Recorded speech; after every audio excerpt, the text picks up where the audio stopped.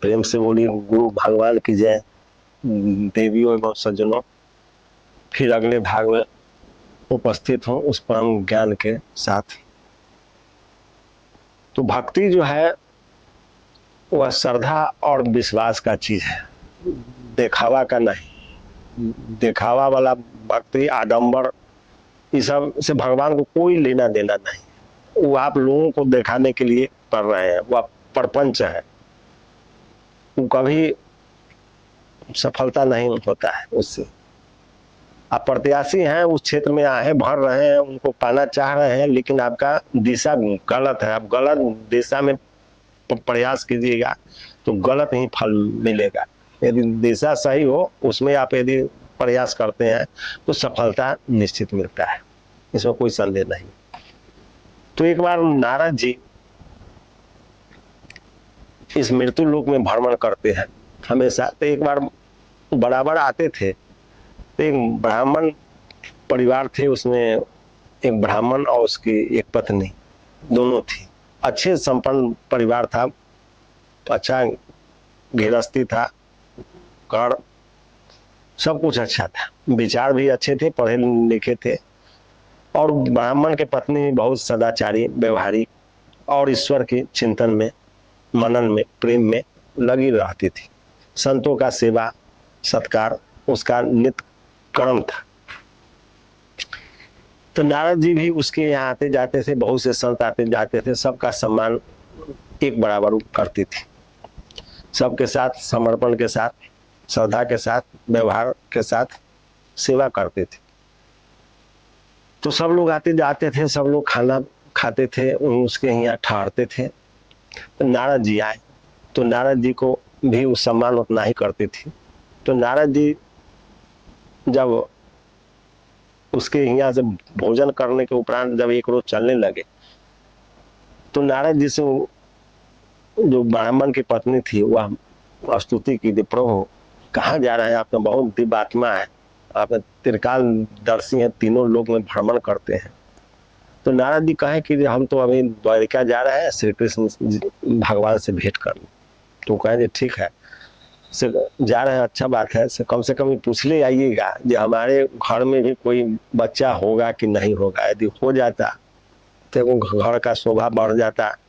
अभी सुन सन्नाटा है, अच्छा नहीं लगता है। यदि होने वाला हो तो कोई बात नहीं है, और नाम होने वाला हो फिर भी कोई बात नहीं है। से कम एक बार भगवान से पूछ के कौन देते तो हम भी निश्चिंत हो जाते। तो नारद जी कहे ठीक, हम जा रहे हैं और इस बार हम पूछ के आएंगे, उनसे भगवान से पूछ लेंगे। कहे ठीक है।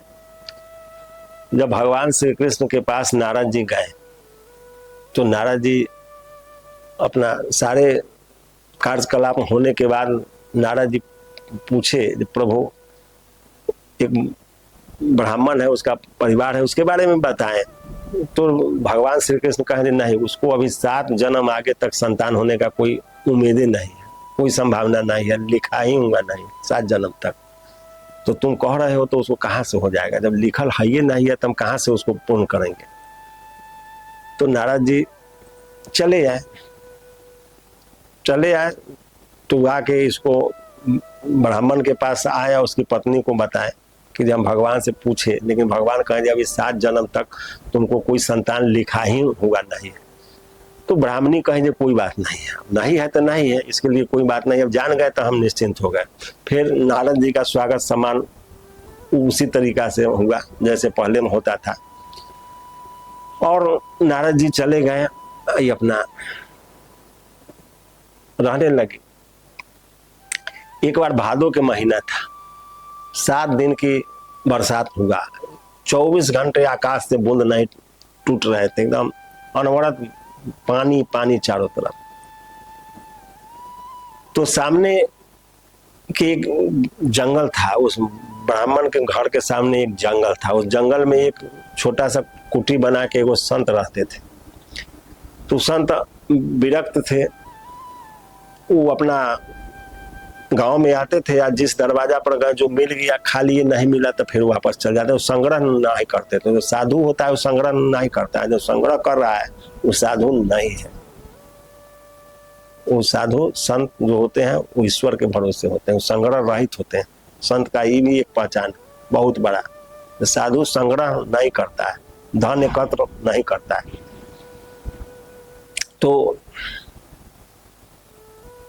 अब झपसी के कारण जो है, बरसात के कारण नहीं निकल पाए।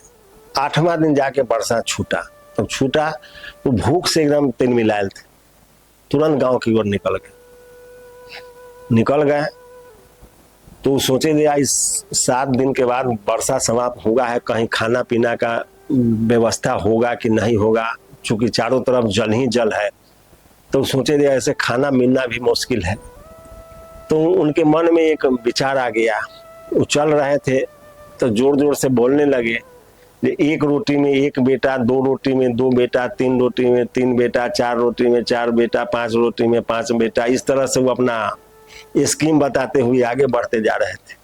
तो ब्राह्मण की पत्नी सुनी तो बहुत खुश हुई, देखी कि आखिर कौन ऐसा महापुरुष है जो 1 रोटी पर 1 बेटा दे रहा है। तुरंत बाहर निकली, अच्छा से उनको लाई, सम्मान करके उनको अच्छे से तरह तरह के व्यंजन बनाई और उनको भर पेट भोजन कराई।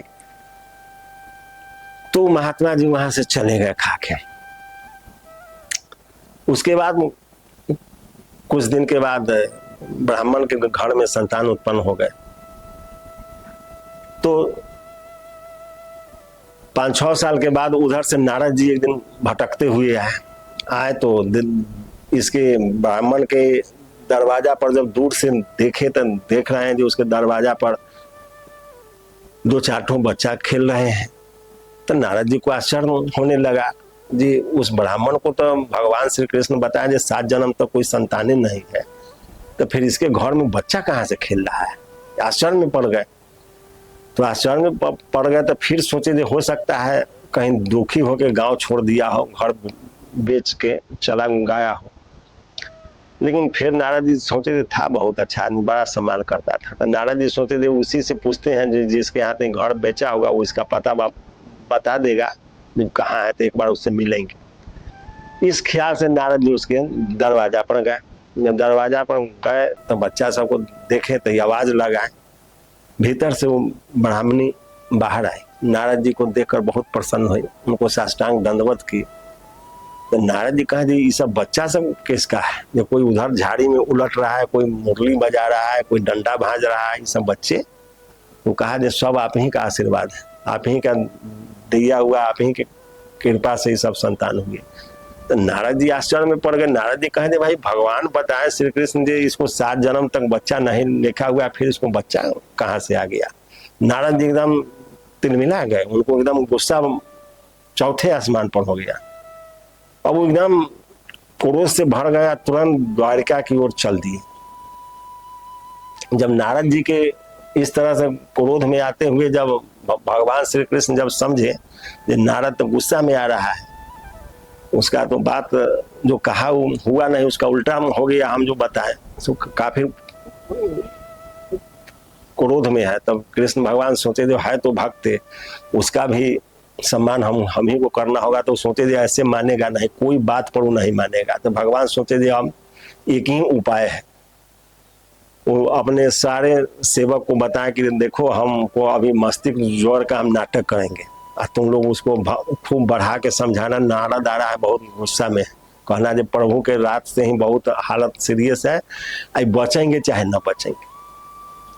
तब नारद के जो है गुस्सा समाप्त हो जाएगा, नहीं तो हो सकता है जो क्रोध के आवेश में कहीं कोई श्रापे दे दे।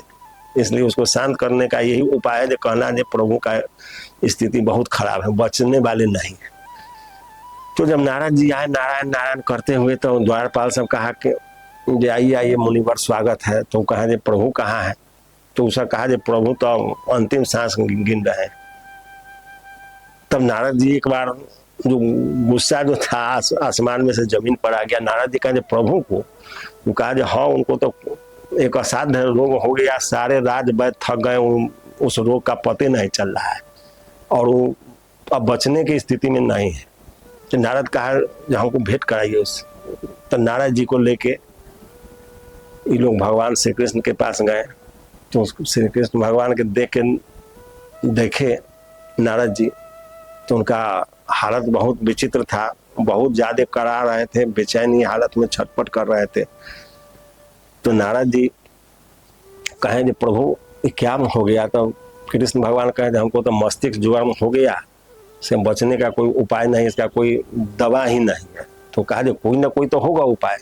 तो कहे सारा रात मैं थक चुका है।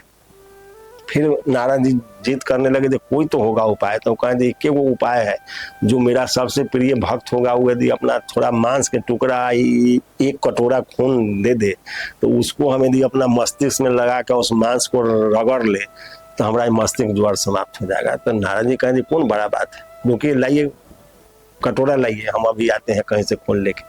चल दिए वहां से।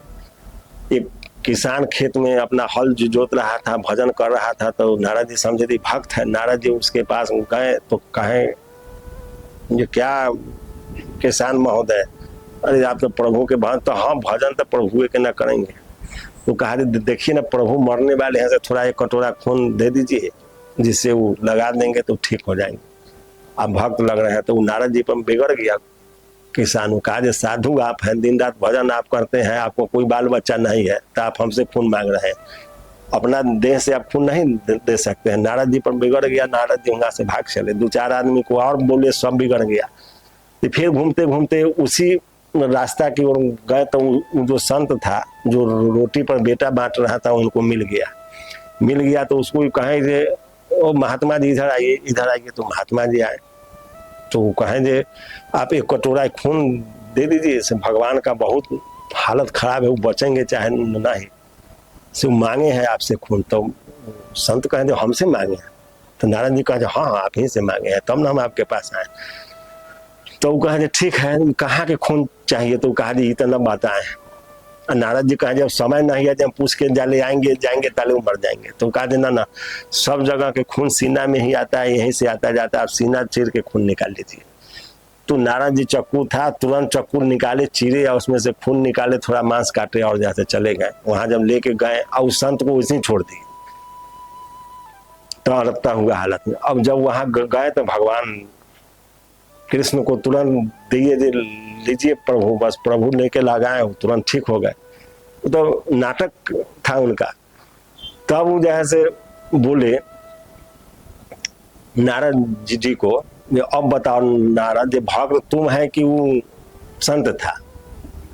तुम भी अपना के भक्ते कहता है, तो तुम उस समय खून निकाल के नहीं जैसे लगा सकता था, लेकिन तुम तो ऐसा काम नहीं किया, तुम दिखावा के लिए हमारा भक्त हो। लेकिन असली भक्त तो वो है। तो वो जब उसको रोटी पर वचन दे रहा था, उसके यहाँ रोटी खा लिया, यदि उसको संतान नहीं होता तो मेरे भरोसे चल रहा था। उसका तो सब इच्छा त्याग के वो हम पर करहूं सदा तिनके रखवाली, जिमी बालक राखे महतारी, भजई मोहि जो तजी सकल भरोसा।